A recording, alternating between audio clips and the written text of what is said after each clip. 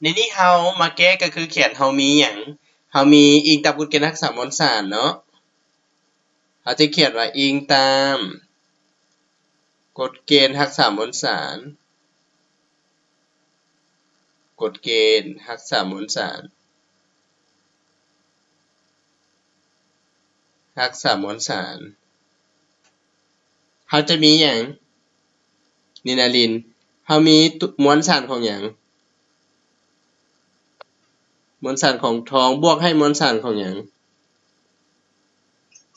เท่ากับมวลสารของทอง2ออกซิดแม่นบ่เพราะว่าทองมี2ค่าเคมีดังนั้นอาจารย์ถอนเอา M ของออกซิเจนจะต้องเท่ากับมวลสารของเท่าใด 1.2215 แม่นบ่ออนแม่นบ่ลบด้วย0.0จุดหยัง972กะลามดังนั้นอาจารย์จะได้มวลสารของออกซิเจนเท่าใดฮะมวลสารออกซิเจนเฮาได้มีค่าเท่าใดออนฮัลโหลอนภาฮะเฮาได้ 0.243 แม่นบ่0.243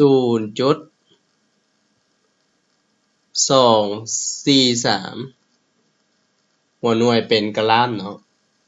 เวลานี้ถ้าเฮาสังเกตเงื่อนไขที่อาจารย์กำหนดให้เนาะ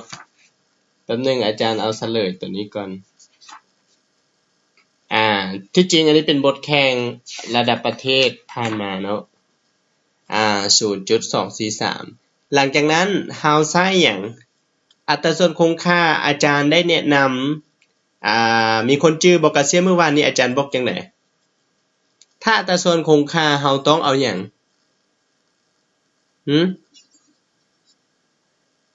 โดยสร้างอัตราส่วนก็คือเอาทองกับออกซิแม่นบ่แม่นบ่กะเสียโดย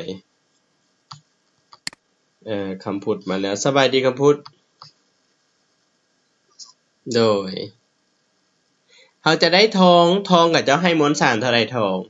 ทองแม่น 0.972 กะลามแล้วตัวนี้แม่น 0.243 เนาะดังนั้นเฮาจะหารให้ค่าน้อยหรือค่าใหญ่บัดนี้สุวรรณพร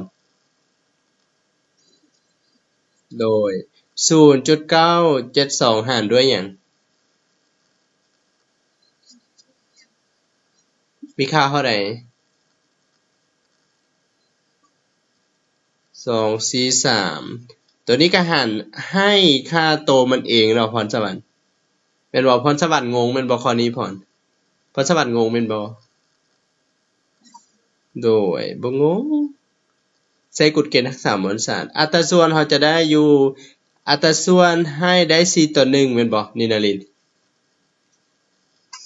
อัตราส่วน4:1เวลานี้ข้อขอไข่เพิ่นว่าแนวใดข้อขอไข่เพิ่นว่าละลายทองจำนวนเท่านี้ในเจือจางจะได้ตัวนี้เนาะอันนี้เป็นกอไก่บัดนี้ขอไข่ละลายทองก็คือ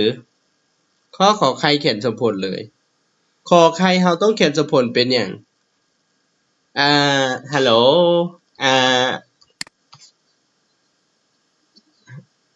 ปทุมพร ปิดเสียงให้อาจารย์นะโดยโอเคเฮาได้ Cu บวกหยัง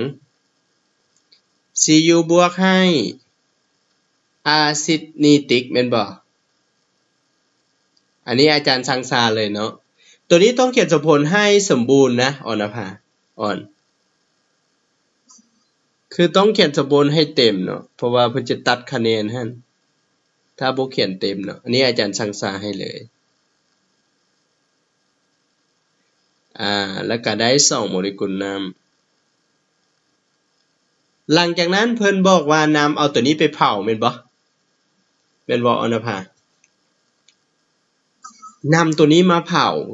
นำตัวนี้มาเผาแสดงว่าเราจะได้เป็นเอาเกลือของท้อง2นิตรัตนี้ไปเผาแสดงว่าได้ผลิตภัณฑ์เป็นอย่างฮะเผาจะได้ทองออกซิดกับอย่างอีกNO2 กับอย่างออกซิเจนแม่นบ่เวลานี้อาจารย์สามารถจะเขียนเป็นชังซาแบบนี้ก็ได้เนาะอาจารย์เติมตัวนี้เป็น2แม่นบ่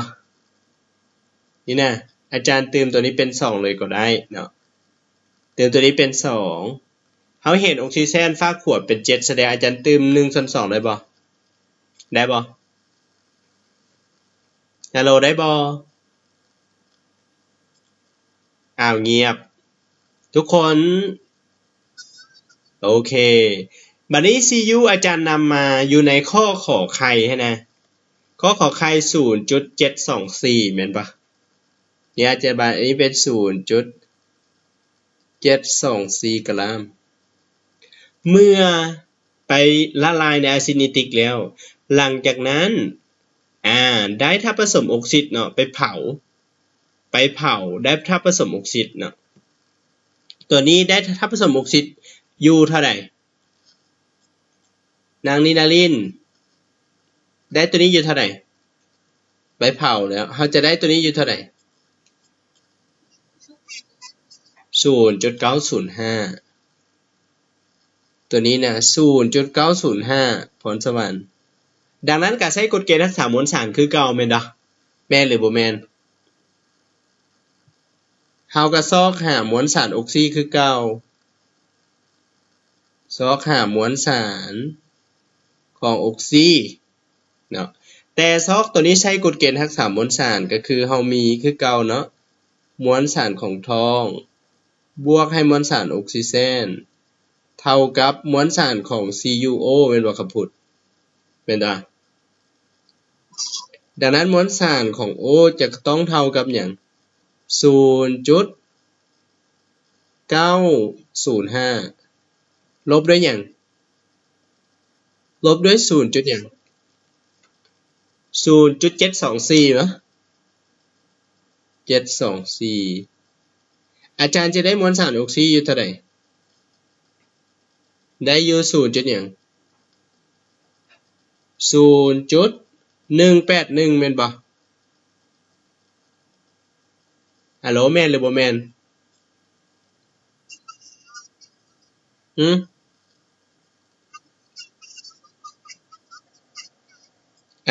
คูณ2ก็ได้บ่คูณก็ได้บ่เป็นหยังถ้าเพราะว่าในการคิดไล่เฮาจะบ่เกี่ยวข้องกับออกซิเจนอยู่ในนี้เด้ออกซิเจนที่เป็นก๊าซบ่เกี่ยวเลย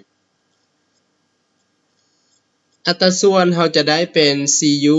กับ O คือเก่าเฮาจะได้มวลสารแม่น0.724 กับ 0.181 เวลานี้เฮาเอาค่าตัวใดมาหารพรสวรรค์เอาค่าตัวน้อยโดยก็คือ 0.181 ตัวนี้ก็หารตัวมันเองเลยเนาะโอเคบ่แสงอำพรเข้าใจอยู่อาจารย์เว้านี่แสงโดยอาจารย์เข้าใจอยู่แต่อาจารย์ให้เวียกบ้านเราแก้บ่ได้เฮ็ดได้เฮาจะได้อัตราส่วนเป็นหยังทุกคนอัตราส่วนเป็นหยัง4:1คือเก่าแม่นบ่จังซี่แสดงว่า ทั้ง2ไปตามอัตราส่วนคงที่หรือบ่ไปบ่โดยแสดงว่าการทดลองทั้ง2เนาะเฮาก็เขียนว่าแสดงว่าการทดลองทั้ง2เป็นอันใด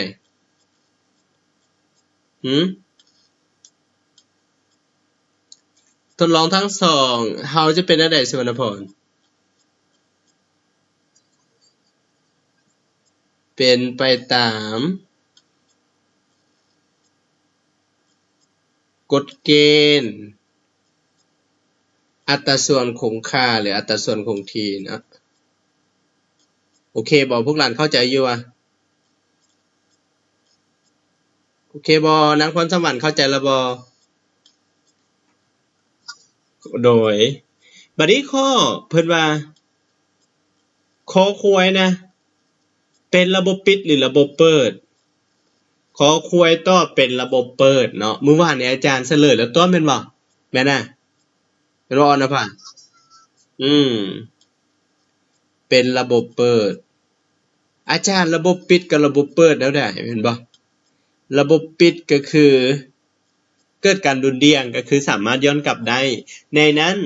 บ่ถ่ายเทมวลสารหรือก๊าซเข้าสู่สิ่งแวดล้อมเขาเอิ้นปิดไว้เนาะคำว่าเปิดหมายความว่าเกิดการออกระเหยอายสู่สิ่งแวดล้อมเขาเอิ้นว่าเปิดโอเคนินารินได้บ่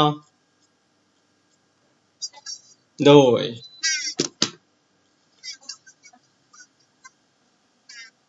อ่ะฮะโดยหมายความว่าทองนิตัสก็คือเขาจะเขียนเป็นทองสองนิตัสก็ได้ในนี้เพราะว่าเป็นอย่างคือว่าท่านจุดประสงค์หลักก็คือข้าเจ้าสิมาต่ออยู่ข้อคอควายเด้มาเผาเด้เผาแสดงว่ารูปแบบของทองจะเป็นทองสองนิตัสโดยโอเคบ่อืมข้อที่หนึ่งมีไผอยากถามอาจารย์บ่เท่าสุขมีไซแล้วก็ซีเวอร์มีหยังถามบ่ซีเวอร์ซีเวอร์ฮัลโหลซีเวอร์ได้บ่โดย อาจารย์จะว่าจังซี่เนาะถ้าบ่ได้ก็คือว่าบ่ได้เนาะบ่ให้ตัวอาจารย์เด้อนางมุกดาวันเด้มุกฮัลโหลพอเข้าใจอยู่โดยแต่อาจารย์เห็นรู้สึกว่าคำถามยากขึ้นแล้วพวกหลานแล้วบ่ได้เลยแก้เวียกบ้านมั่วไปเบิดเลยเป็นจังได๋วะจะต้องได้ใส่ใจขึ้นนะถ้าสมมุติว่าพวกหลานแก้บ่ได้เนาะยกตัวอย่างพวกหลานแก้บ่ได้สามารถถามอาจารย์อยู่โรงเรียนก็ได้ตัวแม่นบ่แม่นบ่สุวรรณพรถามอาจารย์อยู่โรงเรียนก็ได้หรือครูติวพวกหลานก็ได้บ่เป็นหยังเพิ่นก็บ่ได้ร้ายเพิ่นก็พาวิเคราะห์หั้นนะสมมุติว่าแก้บ่ได้คำบ่กล้าถามอาจารย์ก็ถามอาจารย์อยู่โรงเรียนก็ได้ถามรุ่นเอื้อยก็ได้สิเนาะโอเคข้อนี้ก็คือให้สุวรรณพรอ่านคำถามข้อที่2เดี๋ยวอาจารย์พาวิเคราะห์เนาะ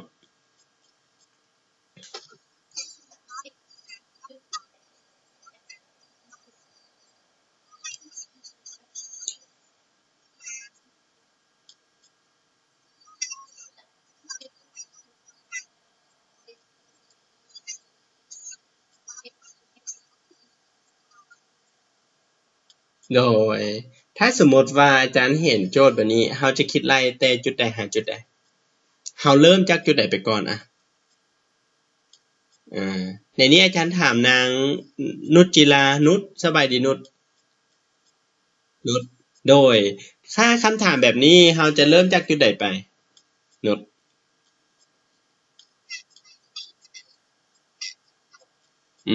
ซอกหาตัวนี้ก่อนเนาะเดซอกหามวลสารของตัวนี้ก่อนแม่นบ่นุชโดยอยู่ในนี้ก่อนเราจะแก้เปรียบเทียบหรือใส่สูตรก่อนแล้วเนาะหลังจากนั้นเราจึงมาหาจุดนี้แม่นบ่เพื่อจะคิดไล่หามวลสารหยังมวลสารโมเลกุลของอีกแม่นหรือบ่แม่นแม่นแสดงว่าเงื่อนไขของตัวนี้ก็คือต้องคิดไล่จากนี้มานี้แต่ละคนวิธีการวิเคราะห์นะตัวนี้อาจารย์เขียนตัวนี้ก่อนเนาะการวิเคราะห์เป็นสิ่งสำคัญถ้าผู้ใดวิเคราะห์พลาดแล้ว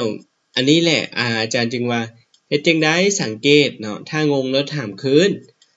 จะบ่แม่นเรียนเข้าใจให้เวียกบ้านแล้วแก้บ่ได้อาจารย์ซีเรียสเลยเด้ เนาะวิธีแก้ก็คือซอกหยังก่อนวิธีแก้ก็คือซอกหามวลสารของหยังโดยซอกหามวลสารตัวนี้เนาะมวลสารของธาตุเอตานอันนี้เอตานนะจำนวน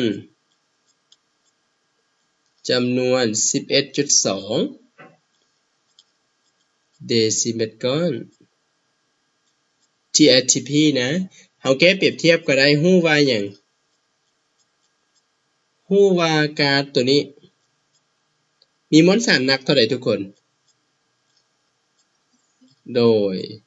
มีมวลสารหนัก30กรัมมีปริมาตรเท่าใดใน ATP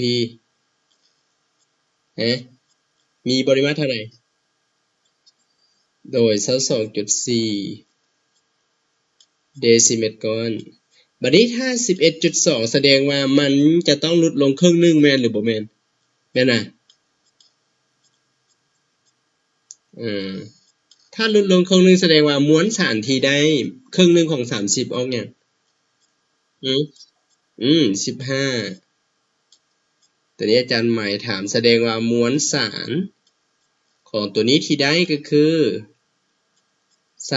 30คูณด้วย 11.2 แล้วมาหารด้วย 22.4 หารด้วย 22.4 ออกอยู่เท่าใด15กรัมแม่นบ่แม่นบ่คำพูดโดยเฮาฮู้ว่ามวลสารบัดนี้ขั้นตอนที่2ก็คือไปคิดลายหยังก็เสียบไปซอกหยังมวลสารหยังโอเคมวลสารโมเลกุลเนาะมวลสารโมเลกุลของ X โมเลกุล X เฮาฮู้หยังฮู้มวลสารของมันเท่าหยังมวลสารกะลามฮู้ว่า M ของ X M ก็คือมวลสารกะลามก็คือเท่ากับมวลสารของหยังมวลสารของก๊าซเอทานเนาะก็คือ15กรัม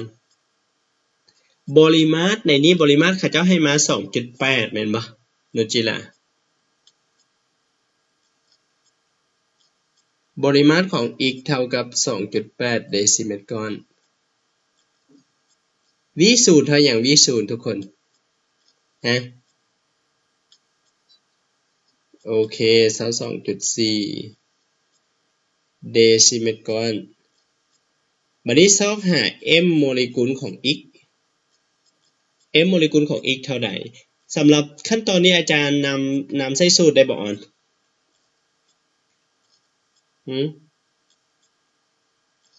ในนี้อาจารย์ใส่สูตรเนาะอาจารย์จะได้สูตร M น้อยส่วนหยังส่วน M ใหญ่เท่ากับ V ส่วน V0 V ส่วน V0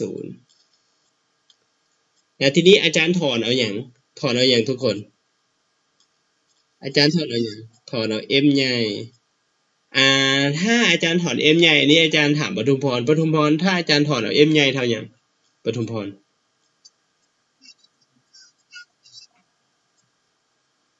เท่ากับหยังเซตบัดนี้ถอนเอา M ใหญ่จะต้องเท่าหยัง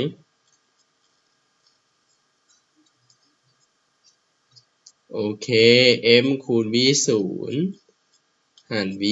ถูกต้องเนาะเวลานี้เราก็แทนค่าใส่แทนค่าอาจารย์สิได้ M ของ X นี่นะจะต้องมีค่าเท่ากับมวลสารของมันคือ15คูณ 22.4 หารด้วยหยังหารด้วย 2.8 เราได้มวลสารโมเลกุลเท่าใดทุกคน120โอเคเราได้อยู่มวลสารโมเลกุล120กรัมต่อโมลต่อไปเราไปซอกหาจำนวนหยังซอกหาจำนวนโมลของก๊าซอีกไหมนะแม่นะซอกหาจำนวนโมลของก๊าซอีกแม่นบ่ดินาลินซอกหา N ของอีกจำนวนมวลสารให้มาเท่าใด30กรัมแม่นบ่แม่นน่ะแม่นหรือบ่แม่น ให้มา30ตารางในนี้เราสามารถแก้เปรียบเทียบเลยได้บ่ฮัลโหลอาจารย์แก้เปรียบเทียบได้บ่บัดนี้อาจารย์ถามแสงอำพรถ้าแก้เปรียบเทียบอาจารย์ควรเขียนหยังก่อนแสงอำพรถ้าอาจารย์แก้เปรียบเทียบอาจารย์ควรเขียนหยังก่อนอ้าวมันยังบ่จื้อฮู้ว่าอีกนี้มวลสารโมเลกุลเท่าใดอ้าวเว้าดีๆมวลสารโมเลกุลเว้าไปมวลสารโมเลกุลใดเท่าใดช่วยดิ120คิดไรเมื่อกี้นี่120มีจักโมล120มีจักโมลมีอยู่1โมลบัดนี้ถ้าอีกจำนวน30กะลามดิจะมีจักโมลเนาะอันนี้แม่นโมลของอีกนะเท่าใดอาจารย์รู้สึกว่าหลายคนถอดสูตรยังบ่เป็นพี่เทียบกับบ่ได้เฮ็ดได้บัดนี้เฮ็ดจังได๋เฮาจะมาเข่งเซ็งแล้วได้อาจารย์ถามว่าแต่ละคนได้เบิ่งวิดีโอคืนบ่ฮัลโหลได้เบิ่งบ่แต่ละคนได้เบิ่งวิดีโอคืนบ่หรือว่าบ่เบิ่งเลยเบิ่งเบิ่งแต่บ่เข้าใจปูเบิ่งบ่เข้าใจตัวนี้เอา30หารให้ตัวนี้เอาเท่าใดออก 0.25 อันบ่โดย 0.25 โมลเวลานี้เราไปซอกให้หยังจำนวนหยังซอกหาจำนวนโมเลกุลถ้าอาจารย์บอกว่าจำนวนโมเลกุลต้องเทียบกับหยังโอเคจำนวนโมเลกุลเวลานี้เราก็แก้เลยฮู้ว่าก๊าซอีก1โมลนี่มีจักโมเลกุล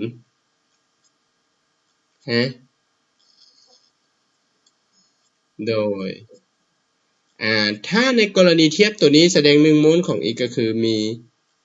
6.02 คูณ 10 กำลัง23โมเลกุลเนาะ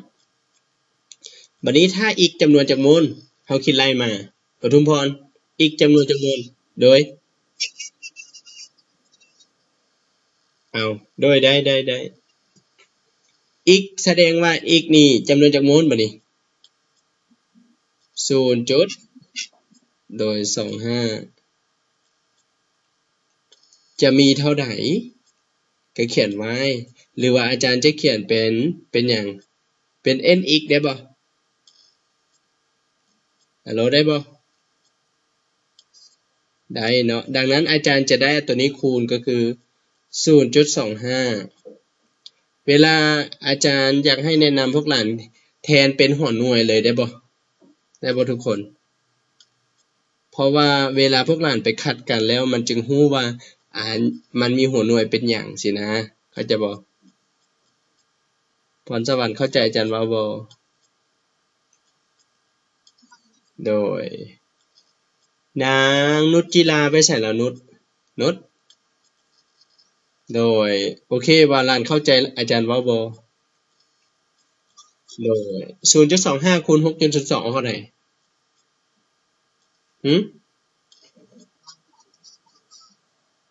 1.505 คูณหยังโอเคหัวหน่วยเป็นหยังโอเคเพราะว่าโมลขัดกันแม่นบ่อาจารย์ถามแน่มีผู้ใดคิดไรชื่อข้อนี้ข้อนี้โดยถ้าผู้ใดถูกแล้วให้กดใจผู้ใดแก้ถูกผู้ใดแก้ถูกกดใจผู้ใดแก้บ่ถูกแล้วกดแบบอันนี้เขาเอิ้นว่ายกคิ้วหั่นนะโอเคแสดงว่าพุทธพรคิดไรผิดแม่นบ่แม่นน่ะเบิ่งคืนแล้วเนาะ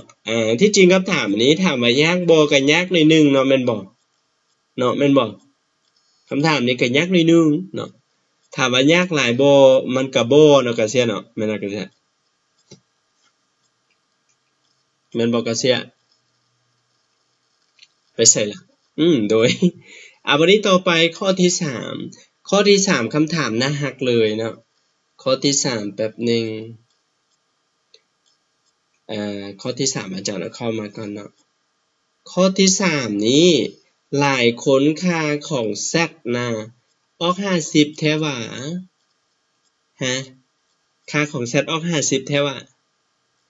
ข้อที่3นี้คำถามน่าฮักเลย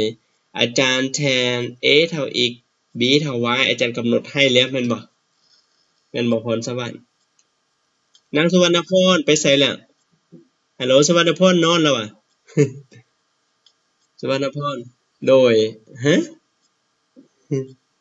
อาจารย์ล้านนอนแล้วอาจารย์เว้าไปเลยเนาะวิธีแก้ข้อที่3ก็คือในนี้เฮาเขียนเลยจากข้อมูลที่ให้มาวิธีแก้จากข้อมูลที่ให้มาเลยก็เสียจากข้อมูลที่ให้มาจากข้อมูลที่ให้มาณที่นี้ก็คือเฮาเขียนสมผลการเผาไหม้ทั่วไปแม่นบ่แม่นหรือบ่แม่นแม่นบ่โดยสมมุติการเผาไหม้ทั่วไปเขียนจังได๋ถ้าในกรณีอาจารย์เขียนเป็น C หยังฮัลโหล CAHB บวกให้ A บวกให้หยัง B ส่วน C บ่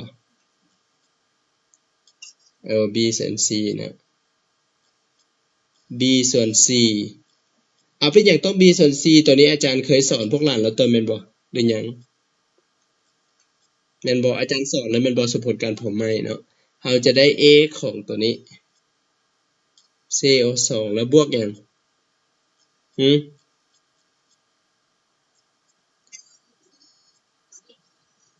B ส่วน2ตัว B ส่วน2นี้บ่งบอกถึงหยังบ่งบอกถึงค่าของ Z แม่นบ่แม่นหรือบ่แม่นแม่นบ่โดยเนี่ยอาจารย์ให้ว่าเกิด Z ซนก่อนเนาะในนี้ก็คือเฮาก็ไปอาจารย์บอกว่าถ้าเห็นโจทย์ลักษณะแบบนี้ต้องใช้กฎเกณฑ์หยังฮัลโหลใช้กฎเกณฑ์หยังเมื่อวานนี้อาจารย์สอนไปเฮาต้องใช้กฎเกณฑ์หยังกับพุทธอาจารย์ก็อาจารย์เอาคลิปลงแล้วเด้เราได้เบิ่งอยู่บ่ บ่เห็นลิงก์หยังอยู่ใน YouTube เลยคลิกเข้าไปก็เห็นอาจารย์เขียนเป็นอันม4ม7เลยในนี้อาจารย์จะได้10ซมก่อนเนาะแล้วเกิดปริญญากับตัวนี้อยู่เท่าไหร่65บ่แม่นบ่จะได้ก๊าซคาร์บอนิกเท่าไหร่40ซมก่อนแล้วจะได้ตัวนี้อยู่เท่าไหร่ได้อยู่ Z ซมก่อนดังนั้นมาฮอดขั้นตอนนี้ Z เอาปะไว้หั่นก่อนบ่เกี่ยวเนาะเฮามาแก้เลยก็คือในนี้อาจารย์บอกว่าถ้าให้ซมก่อนมาแสดงเฮาจะต้องหารตัวใหญ่หรือตัวน้อยอรภาหารให้ตัวน้อยค่าตัวใดน้อยกว่าหมู่อย่าได้ว่าค่าของ Z เอา10หารหยังเอา10หารหยังทุกคน10หาร1065หารหยัง65หาร10 40หารหยัง40หารหยังหารให้10แสดงว่าอัตราส่วนที่ได้ก็คือ1ต่อหยัง1ต่อ 6.5 แม่นบ่และตัวนี้ออกอยู่เท่าใดออก4อาจารย์บอกว่า4เป็นค่าของหยัง4เป็นค่าของหยังก็เสีย4เป็นค่าของ A c เป็นค่าของ a เวลานี้เราไปซอกหาค่าของหยังซอกหาค่าของ b เนาะเวลานี้เราไปซอกหาค่าของ b ซอกค่าของ b นะได้ฮะซอกหาค่าของ b มาจากใส่จาก a บวกหยัง b ส่วน c เป็นบ่ b ส่วน c ทั้งหมดเท่าหยัง 6.5 เวลานี้อาจารย์จึงได้เป็นอาจารย์แทน c ใส่ c บวกให้ b ส่วน c พื้นหมายความว่าพูดบ่คือกันเฮาต้องเฮ็ดหยังก่อน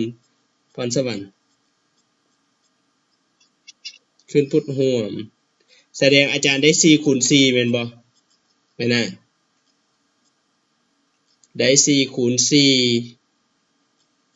4อาจารย์เอา4คูณ4มาแต่ใส่แม่นบ่ปทุมพรฮัลโหลปทุมพรเข้าใจอยู่อาจารย์เอา4คูณ4น่ะโดยขึ้นพุทธร่วมเนาะแล้วก็บวกให้ b ส่วนหยัง b ส่วน c ทั้งหมดเท่ากับ 6.5 พื้นคือกันเนาะตัวนี้พื้นคือกันกำลังเอาหมายเขาเอาทั้งเทิงบวกกันเขาได้16บวกหยัง16บวก b เอา4คูณเข้าตัวนี้เอา4คูณให้ 6.5 มีค่าเท่าไหร่26ว่ะเป็นไงเสีย26ลบ16มีค่าเท่า10โอเคแสดงว่า a เท่า c b เท่าหยังโดยบัดนี้เราไปซอกหาค่าของ z เฮ็ดได้ทุกคนก็เสียเราจะได้เนาะแป๊บนึงเราจะได้สูตรเป็นสูตรเป็นอย่างสูตรมันจะได้สูตรเป็น c เฮ็ดหยังเฮ็ด10บวกให้หยังบวกให้ 6.5 แม่นบ่แม่นหรือบ่แม่นแม่นหรือบ่แม่นทุกคนแล้วก็ได้4อันนี้จะต้องเป็นหยังจะต้องเป็น5แม่นบ่แม่นบ่โดยเวลานี้ถ้าในกรณีแบบนี้แสดงว่า z เฮามีค่าเท่าหยัง z z มีค่าเท่า5โอเคบ่ z มีค่าเท่า5z มีค่าเท่า5เนาะโอเคข้อนี้มีใครอยากถามบ่สำหรับข้อที่3มีบ่มีหรือบ่มีนางนินลินมีบ่โดยแม่นขึ้นพุทธร่วมก็ต้องเอาตัวอันส่วนแหละไปขึ้นเนาะเพราะว่าตัวอื่นมันบ่คือเด้มันมีตัวเดียวแสดงว่าเราต้องขึ้นพุทธร่วมคูณขึ้นแบบนี้แล้วหลังจากนั้นเอามานี้มาคูณเข้านี่โอเคบ่นางแสงอภรณ์กับวาเลนติน่าเข้าใจอยู่วาเลนติน่าเข้าใจคนอื่นเด้เข้าใจบ่โดยโอเคบัดนี้ข้อที่4อันนี้ง่ายกว่าหมู่ตัวแม่นบ่อาจารย์บอกให้ซอกหยังซุปอาจารย์ให้ซอกหยังอันนี้ง่ายแม่นบ่เป็นหยังคือง่ายอาจารย์จงเปรียบเทียบมวลสารและปริมาตรของผลิตภัณฑ์ในสมผลใดใหญ่กว่าหมู่เวลานี้เฮาสังเกตเนาะใช้อย่างละ1โมลแต่ละสมผลดังนั้นเราต้องถ้าในกรณีซอกหามวลสารถ้าปริมาตรก็เทียบกับจำนวนโมลรวมกันแม่นบ่แต่ว่าสมผลอาจารย์สั่งซาถึกแล้วบ่สมผลอาจารย์สั่งซาถึกแล้วบ่สมผล1ถึกแล้วบ่ฮัลโหลถึกแล้วบ่สมผล1ถึกแล้วบ่ ถึกแล้วสมผล2สังสารถึกและบ่สมผล3ถึกและบ่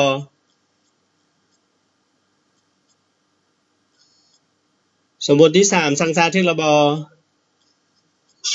ถึกเนาะโอเคในที่นี้ก็คือเอาไปซอกหาแต่ละตัวก่อนจะเปรียบเทียบกันเนาะข้อที่4พวกหลานกันก็คือไซส์ยางละเนาะข้อที่4วิธีแก้ข้อที่4วิธีแก้ข้อที่4เนาะข้อที่4ก็คืออาจารย์นำใช้หยังอ่อนนำใช้ธาตุเมตาโนนแม่นบ่หรือว่าธาตุเอทานอล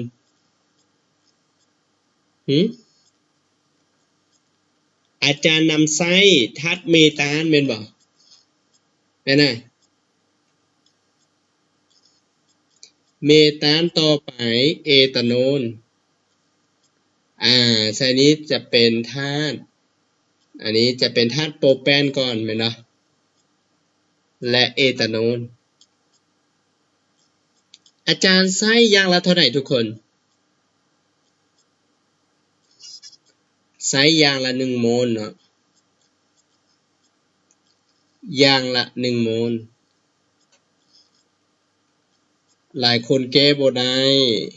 อาจารย์คำถามยากเกินไปนะคำถามยากเกินไปเนาะจากสมผล1เด้อจากสมผล1จากสมผลที่1เฮามีหยังแน่สุวรรณพรเฮาได้เป็น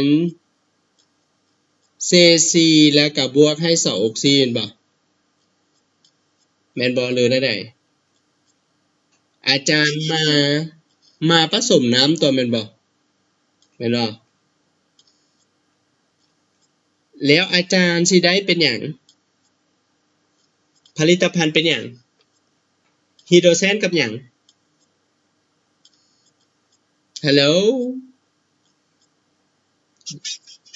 โดยคาร์บอนโมโนออกไซด์เนาะคาร์บอนโมโนออกไซด์ในนี้อาจารย์ซอกหามวลสารมันก่อนมวลสารคืออาจารย์นำใช้ตัวนี้อยู่1โมลแม่นบ่ฮัลโหลแม่นหรือบ่แม่นใช้ตัวนี้1โมลจะเกิดตัวรวมนี้เท่าใดตัวรวมนี้เท่าใดทุกคนตัวรวมนี้จำนวนมวลสารเท่าใดทุกคนตอบไปฮัลโหลมวลสารตัวนี้เท่าไหร่นี่อันนี้28บวกให้6ออกเท่าไหร่34นะแสดงว่าเกิดตัวนี้34กรัมถ้าอาจารย์ใช้ตัวนี้1โมลจะเกิดมวลสารอยู่เท่าไหร่เกิดมวลสารอยู่เท่าไหร่ทุกคนให้อาจารย์เขียนเป็น x เนาะดังนั้น x ของเฮาจะได้34กรัมพอดีแม่นบ่โอเคบ่ทุกคนงงบ่อาจารย์เขียนนี่งงบ่บ่งงเนาะบัดนี้ซอกหาบริมาตรคือเก่าเนาะซอกหาบริมาตรเมื่อกี้ซอกหามวลสารซอกหาบริมาตรในนี้อาจารย์คิดรายแต่ละสมผลไปเลยเด้อนินาลินของผลิตภัณฑ์เนาะผลิตภัณฑ์คำพูดเข้าใจเยอะอาจารย์ว่าโดยเวลานี้ก็คือไส้ก๊าซเมตานบวกให้3โมเลกุลน้ำถ้าเห็นสมผลตัวนี้มันเกิดเป็นก๊าซไฮโดรเจน3โมเลกุลแล้วก็บวกให้ CO เวลานี้ถ้าซอกหาปริมาตรง่ายเนาะแสดงว่าพวกหลานก็ใช้ตัวนี้เลยอันนี้ใช้อยู่1โมล1โมลทีนี้เราเทียบเลขสัมประสิทธิ์เด้อแสงอำพรแสงเราได้จำนวนโมลของก๊าซที่เกิดขึ้นเท่าใดนี่จากโมลนี่นะ4โมล4โมลหรืออาจารย์คูณซะ 2.4 ได้บ่โดยซะ 2.4 ลิตรบัดนี้ถ้าอาจารย์ใช้ตัวนี้1โมลดิจะได้ตัวนี้อยู่เท่าใดอาจารย์เขียนเป็น y โอเค ดังนั้น y ของเราเท่าอย่างทุกคนเอา 4 คูณให้ 22.4 มีค่าเท่าไหร่89.6 หัวหน่วยเป็นลิตรก็ได้หรือเดซิเมตรก็นะ89.6 ลิตรนะ 89.6 ลิตรอันนี้กรณีที่1กรณีที่2นำเอาธาตุอย่างจากสมผลโดยจากสมผลที่2คือเก่าหั่นแหละเนาะจากสมผลที่2ก็คือนำเอาโปรปานบวก5ออกซิเจนแม่นบ่ก็ใช่ได้เป็น3 CO2 บวกให้4โมเลกุลน้ำในนี้ก็แก้ถ้าซ่องหามวลสารก็คือใส่ตัวนี้1โมลใส่ตัวนี้1โมลจะเกิดผลิตภัณฑ์อยู่เท่าไหร่กันล่ะฮัลโหลอนภามวลสารกันล่ะตัวนี้รวมเท่าไหร่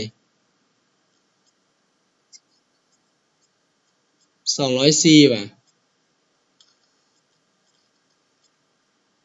204กะลามเฮ็ดได้ก็คือตัวนี้เอา44คูณให้3แม่นบ่ปทุมพร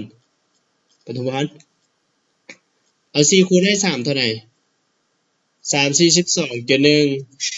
3 42 132แม่นบ่บัดนี้18คูณ4เด้เท่าไหร่8 4 32 72มั้ยนะตัวนี้ก็คือ4อันนี้เป็น10อันนี้เป็น204โอเคน้ำปทุมพรทันบ่อาจารย์คิดอะไรบ่ทันทำไมไม่ทันเราจะได้ค่าตัวนี้อาจารย์เขียนเป็น a ได้บ่เราจะได้ a เท่ากับ204พอดีแม่นบ่กันเสียโดยบัดนี้ก็ซอกหาปริมาตรบัดนี้ซอกหาปริมาตรอยู่ในสมผล2คิดไรคือเก่าก็คือ C3 H8 บวกให้5ออกซิเจนแม่นบ่นุชแม่นตาได้ผลิตภัณฑ์เป็น3โมเลกุลของ CO2 และกับบวกให้4โมเลกุลของน้ำนาทีนี้ถ้าซอกหาปริมาตรดังนั้นอาจารย์ใช้ตัวนี้1โมลจะได้ผลิตภัณฑ์รวมกันอยู่จากโมลนี้เรารวมกันนี่3บวก4เป็นเท่าไหร่3บวก4จะกลายเป็น7คูณให้22จุด4ลิตรแม่นบ่สุวรรณพรบัดนี้อาจารย์ใช้ตัวนี้1โมลถามว่าปริมาตรที่ได้มีค่าเท่าไหร่คำพูดค่าปริมาตรที่ได้เท่าไหร่ฮัลโหลคำพูดเด้อ156.8 ว่ะโดยเด้โอเคต่อไปตัวสุดท้ายก็คือเอทานอลเนาะเอทานอลอาจารย์เขียนสังสารมาแล้วเนาะจากสมผลที่3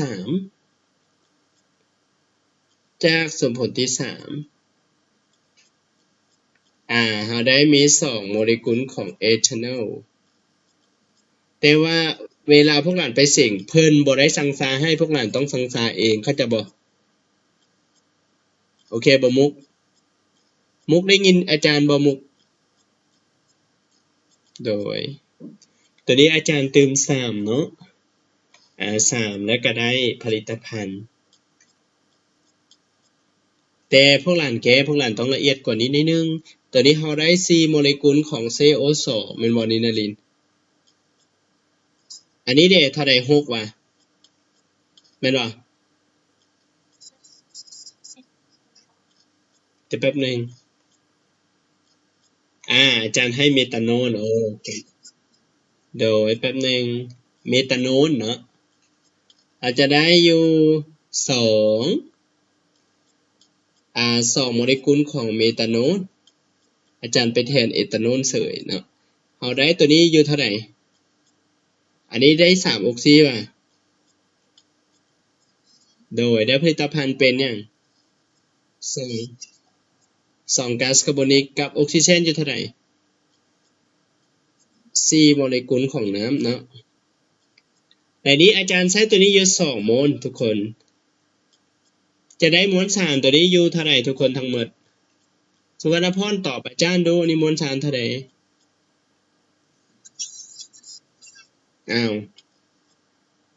44คูณ244คูณ2เป็น88เนาะส่วน4คูณให้18คูณ4เอาเท่าไหร่เมื่อกี้72โอเค72รวมกันเอาเท่าไหร่72บวกไป18เอาเท่าไหร่กันเสีย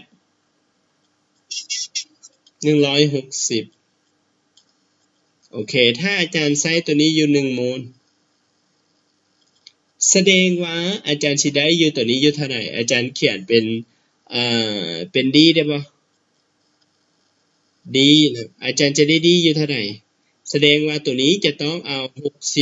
60หารอย่างทุกคนหาร2เอาเท่าไหร่อยู่80กะลัมบัดนี้ต่อไปหาปริมาตรคือเก่าก็คือเมทานอลบวกให้3โมเลกุลของออกซิเจนจะได้ผลิตภัณฑ์ตัวนี้นะแล้วก็บวกให้4โมเลกุลน้ำเวลานี้เฮาแก้ก็คือใส่ตัวนี้2โมลจะได้ปริมาตรรวมกันเท่าไหร่นี้ปริมาตรรวมกันเท่าไหร่เอา4เราจะได้6คูณอย่าง22.4เวลานี้อาจารย์ใช้ตัวนี้1โมลแสดงว่าอาจารย์ต้องเอา3คูณแม่นบ่คำพูดเห็นตัวอันนี้อาจารย์เขียนเป็นดีใหญ่เนาะดีใหญ่เท่าไหร่ดีใหญ่ทุกคนดีใหญ่ต้องเป็น6คูณให้22.4หาร2มีค่าเท่าไหร่ฮะหารออกมาเอาเท่าไหร่เอา3คูณเข้าเราจะได้อยู่เท่าไหร่โดย 67.2 ลิตรแสดงว่าธาตุใดให้ผลิตภัณฑ์หลายกว่า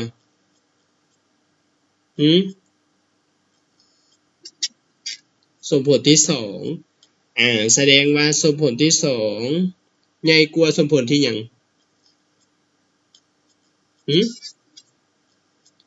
ที่1แต่ในนี้เขาเห็นมวลสารที่1มีค่าเท่าไหร่ที่1 34แสดงว่าตัวนี้ใหญ่กว่าเนาะที่1เขา2แล้วก็ไปหา3แม่นบ่เวลาทุกคน3แล้วไปหา1หมายความว่าใหญ่หาน้อยเบิ่งหัวข้ออาจารย์ว่าจังได๋สมผลไหนใหญ่กว่ากันตามลำดับนี่โอเคบ่ทุกคนเข้าใจอาจารย์เว้าบ่โดย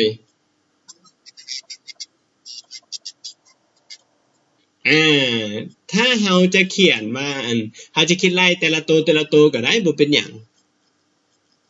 เพราะว่าอันนี้เทียบปริมาตรเด้น้องเข้าใจอยู่บ่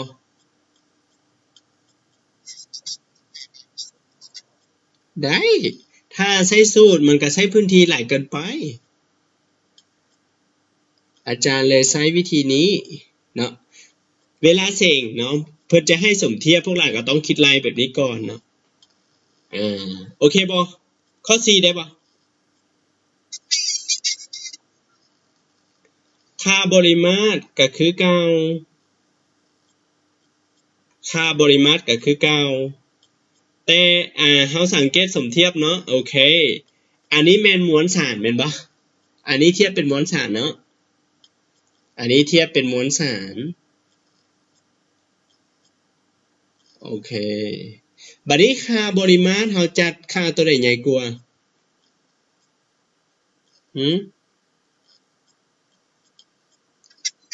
โดยปริมาตรก็เห็นว่าสมผลที่2ใหญ่กว่าสมผลที่หยังใหญ่กว่าสมผลที่1สมผลที่1ใหญ่กว่าสมผลที่3แบบนี้เลยเด้อ ทุกคนห้ามงงนะพรสวรรค์ผ่านบ่พรสวรรค์ได้บ่ได้โอเคอยู่ว่าหลานเห็นรู้สึกว่าหลายคนบ่ค่อยสบายแม่นบ่แม่นน่ะรักษาสุขภาพเด้อบ่ต้องนอนดึกหลายโอเคสำหรับมื้อนี้เอาเท่านี้ก่อนแล้วเดี๋ยวอาจารย์เอาคำถามส่งให้เนาะมื้อนี้อาจารย์สิพาแก้ต่อแต่ว่าเอาคำถามใหม่ให้แล้วนะสำหรับวันนี้ขอลาไปก่อนบ๊ายบายทุกคน